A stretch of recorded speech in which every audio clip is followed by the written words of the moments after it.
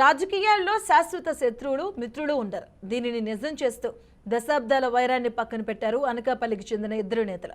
ఒకరు కొనతాల రామకృష్ణ, మరొకరు దాడి వీరభద్రరావు. వీరిద్దరూ చాలా కాలంగా ప్రత్యర్థులుగానే ఉన్నారు. ఎత్తులకు పై ఎత్తులు వేశారు. కాలం మారింది, రాజకీయాలు కూడా మారాయి. రీసెంట్గా జనసేన అభ్యర్థిగా బరిలో ఉన్న కొనతాల రామకృష్ణ విభేదాలను పక్కన పెట్టి దాడి వీరభద్రరావు ఇంటికి వెళ్లారు. ఆయనతో దాదాపు గంట సేపుకు పైగా మాట్లాడారు. ఆరోగ్య విషయాలతో పాటు రాజకీయాల గురించి కూడా మాట్లాడుకున్నారు. ఈ సందర్భంగా తన గెలుపుకు సహకరించాలని దాడిని కొనతాల కోరారు. ఆయన సరేనంటూ చెప్పినట్టు దాడి వర్గీయులు చెబుతున్నారు. మరోవైపు కొద్ది రోజుల క్రిందట టీడీపీ మాజీ ఎమ్మెల్యే పీల గోవిందును కూడా కలిశారు కొనతాల. మొత్తానికి దశాబ్దాల వైరం తర్వాత కొనతాల దాడి కలయికపై జిల్లాలో పెద్ద ఎత్తున చర్చ జరుగుతుంది.